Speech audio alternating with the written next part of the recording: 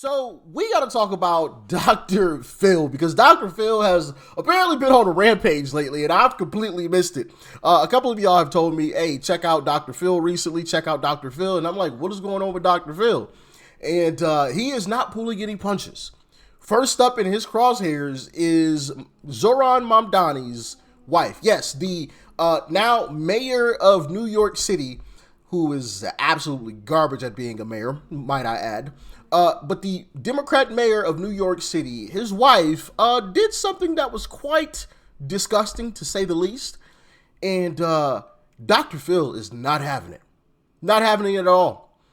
With that being said, let's hop into it. But before we do that, make sure you guys smack that like button. I would really appreciate it. It helps out with the YouTube algorithm.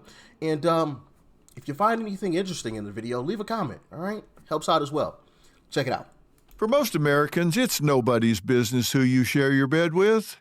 But that changes when you're married to one of the most powerful politicians in America. I'm talking about New York City Mayor Zohran Mamdani and his wife, Rama Douaji. Now, being the spouse of the mayor of the largest city in America comes with a certain level of responsibility and scrutiny. And right now, Douaji deserves just a lot of that scrutiny. Report from the Jewish Insider, Douaji liked Instagram posts just hours after the October 7th attacks on Israel that celebrated Hamas assault and pushed anti-Israeli rhetoric. She liked one post claiming the October 7th mass rape was a hoax, and another showing Hamas militants breaking into Israel with tanks. And in case anyone has forgotten, on October 7th, Hamas terrorists murdered over 1,200 people and took more than 250 hostages. And before anybody accuses me of being some type of, oh, you're just a Zionist, you're a puppet for Israel. No, you don't have to be, a staunch supporter of Israel to be like, yeah, you shouldn't be liking posts where thousands of people were put 6 feet in the dirt. I don't give a crap where they were from. They could have been from sub-Saharan Africa. I don't care. They could have been from the middle of Australia. Liking the killing of individuals is just crazy. It's crazy, right? So I just want to set the record straight. I care about America and America only. I have never been paid or contacted by anybody to say this. This is just absolutely ridiculous. And I just want to confront that before I start getting accused of it. Oh, you're just a Zionist. Bullshit. Fuck any other country except for America. How about that? Okay? America first, baby. Don't get it twisted. It doesn't matter how strongly someone supports the Palestinian cause. Anyone who likes what happened on October 7th is not standing for human rights. They're standing with terror. Mayor Mamdani defended his wife, saying, my wife is the love of my life, and she's also a private person who has held no formal position on my campaign or in my city hall. But let's get real and talk about the real story. When you're the spouse of the mayor of the largest city in America and you're supporting the murder of hundreds of innocent Jews, trust me, that's not private. That's public. And Mayor Mamdani, hear this clearly. When terror is excused, silence isn't neutrality. It's complicity. And that's the real story. Honestly, my personal belief, and I don't have any, one can speculate based upon things that Mamdani has said in the past and other clips and things, but my personal belief is that Mamdani feels the exact same way that she does. He just doesn't say it out loud publicly. Because, of course, if he did, he'd probably lose, any other race that he was ever involved in politically. It's just not a smart thing to do when you're trying to run for public office. Because typically in a household, the woman follows the man, right? So if that is the case, then he feels the exact same way she does. He just doesn't say it out loud or doesn't post about it publicly. It's something that he may talk about behind closed doors. Once again, I don't have any evidence of this. I'm not saying that that's This is just me speculating. I don't have any evidence, or I haven't seen him say any of this stuff before or anything like that. Just want to make that clear before somebody accuses me of lying. Like, no, this is just me speculating. This is just my own personal assumption. You guys can let me know in the comments if you feel the same way. Yeah, this has been going viral, guys. This has been going absolutely viral. Social media erupts on Mamdani over reports his wife liked pro-October 7th posts. This is who they are. This is who they are. I mean, I could have guessed that, you know. Once again, I don't have any evidence to prove Mamdani is that guy, but I can make an assumption. You know, if it walks like a duck and it quacks like a duck, more than likely it is probably... yeah, you guessed it, a duck, you know? So, I don't know, man. You guys can let me know how you feel about that in the comments. And, of course, you know, if the shoes were on the other foot, right, if the roles were reversed, if you know, this was a Republican mayor and, you know, his wife was liking posts of, I don't know, the pine boxing of any group of individuals for that matter, we all know the Communist News Network, BS Now, all of these networks, all Democrat politicians, it's all they would talk, that's all they would be talking about. Oh my goodness, how dare this Republican, and of course they would say Republican to try to put some emphasis on it. They would emphasize the fact that he was a Republican. Oh, this Republican, this far-right extremist, this MAGA extremist Republican was liking posts where people were being slaughtered in the streets. You know, they would be all up in arms. All up in arms. And so, one, I think it's right to give them the same thing that they would give us. But then two, you know, it's not cool to be doing stuff like that. You know, people lost their lives. Innocent people lost their lives. And I don't know if you guys have seen some of the images of some of this stuff. It ain't pretty. It's not pretty. You know, people lost their children in this situation. Could you imagine your son, your daughter taking a trip, right? And you think everything is peaches and cream, and lo and behold, you find out that your son or your daughter was brutally put 6 feet in the dirt? How horrible would you feel? You know, especially when you see somebody celebrating that. I would be pissed, to say the least. So yeah. Now we got to move on to another clip from Dr. Phil, because he's on a rampage. He's on a rampage. Everybody is getting the smoke, and this time he took the smoke out on Ilhan Omar. Take a listen to what he had to say about Ilhan. It is absolutely hilarious, and quite frankly, I believe he's on point with it, but let me know what you think. Let's listen to some of what she said.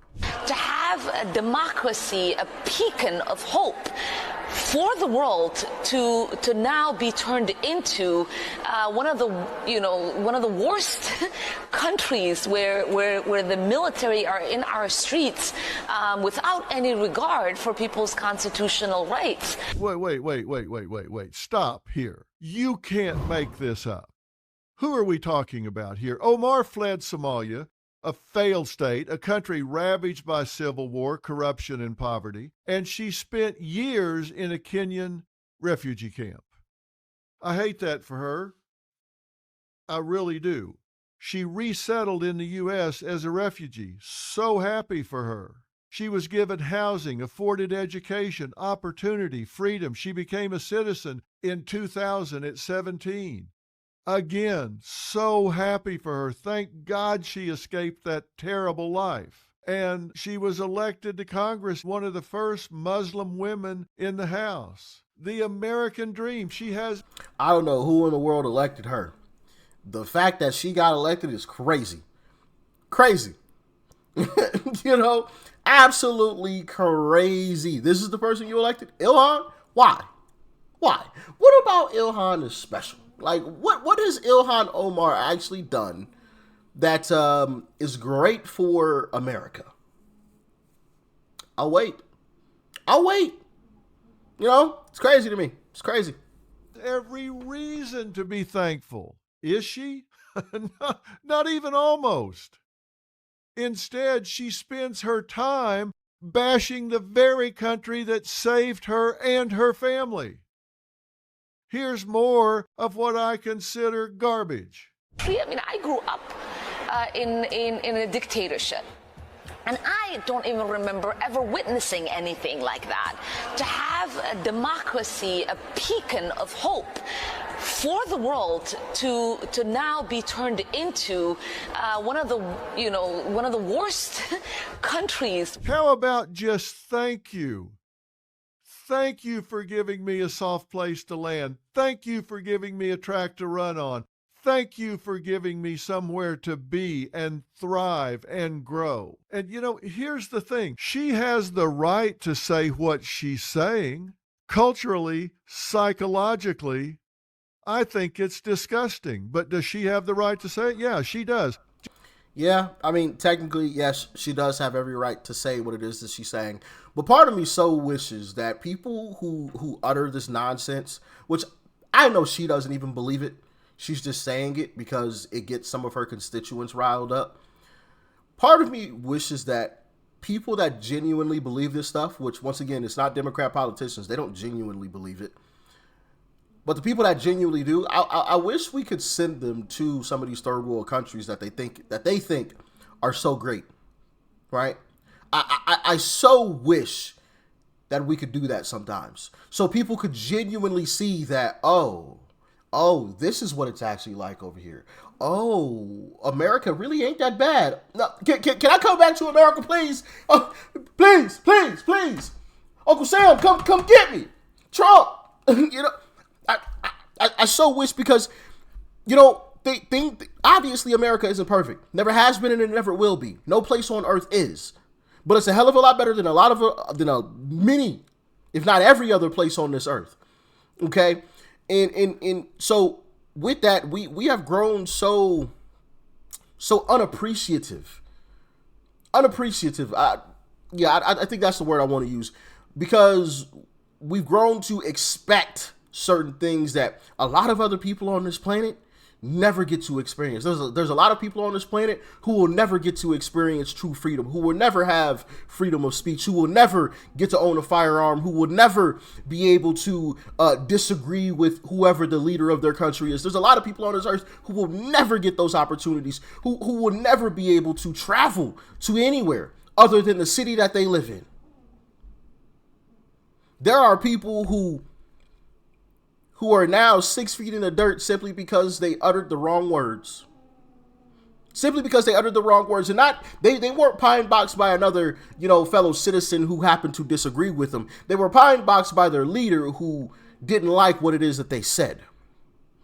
And yet you have people protesting in the streets yelling "No kings in America," as if we have some type of dictator here. Which the fact that the fact that they're even allowed to protest in the streets proves that their whole argument is null and void. If we had a dictator, if we had a king, you wouldn't even be allowed to protest in the streets.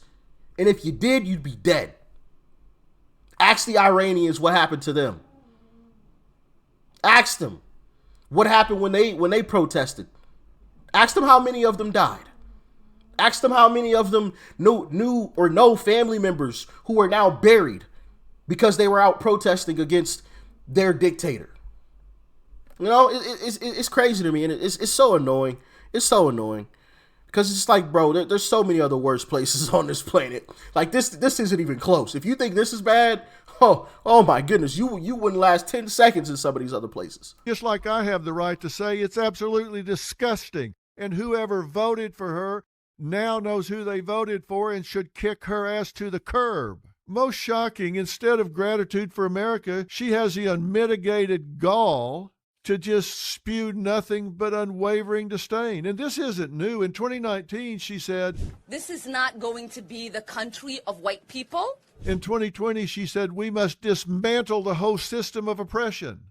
So oppressive that she came here as a refugee, got all of these entitlements, and was elected to Congress. In June 2021, she compared the U.S. and Israel to Hamas and the Taliban, saying, "We have seen unthinkable atrocities committed by the U.S., Hamas, Israel, Afghanistan, and the Taliban." Really, she puts the U.S. on that list. That's crazy talk. She said lawmakers support Israel because it's all about the Benjamins, baby.